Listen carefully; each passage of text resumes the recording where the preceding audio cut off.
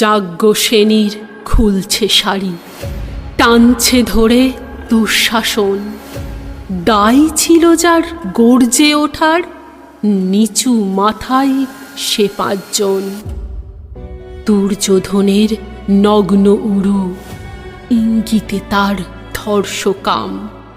হস্তিনাপুর দেখছে বসে, ধ্বস্ত হতে তার সুনাম। অন্ধ রাজা সিংহাসনে, আর তো চেঁচান বৌমা তার। নিজের দলের নির্যাতনে সব রাজা হন নির্বিকার। কর্ণ বসে হাসছে হাহা, রাজার দলের লোক তো সে। শর্তবিহীন সমর্থনেই তাবৎ আরাম সুখ বসে। ভীষ্ম, দ্রোণ, কৃপ নীরব।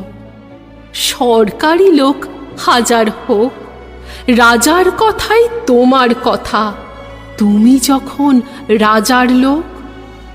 খল শকুনি দেখছে সবই, বস্তুত সে ধ্বংস চাই। ঘরের মাটি লাল হয়ে যাক দেশ বিভাগের যন্ত্রণায়। সুশীল সভায় ঘটছে যখন রাজ অপরাধ জঘন্য, ঠিক তখনই তার বিরোধে চেঁচিয়ে ওঠেন বিকর্ণ। বিকর্ণ নন কেউ কেটা লোক, 100 ভাইয়ের একজনা। তেমন করে এর আগে কেউ তার কথাটাই জানত না।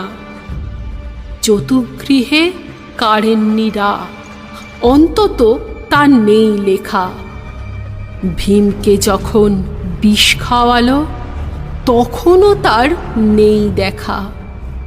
কিন্তু যখন প্রকাশ্যতেই কাড়ছে নারীর আব্রু কেউ, স্তব্ধ জিভের চুপ সাগরে বিকর্ণ হন একলা ঢেউ। চেঁচিয়ে ওঠেন রাজার কুমার যুবরাজের বিরুদ্ধেই। মহাবলী পাণ্ডবেরও তখন গলায় সে সুর নেই। রাজাও যখন নীরব থেকে সাই দিয়ে যান ধর্ষণে, ঠিক তখনই সমস্ত যুগ বিকর্ণদের স্বর শোনে।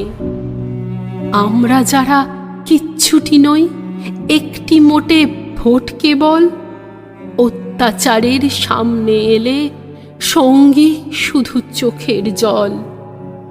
পোষ্যভাবে যাবনা চেবায় অন্ধ এবং নিকর্ণ। প্রার্থনা থাক আমরা যেন একবার হই বিকর্ণ। মরার আগে হতেই হবে রাজার সভায় বিকর্ণ। প্রার্থনা থাক আমরা যেন একবার হই বিকর্ণ।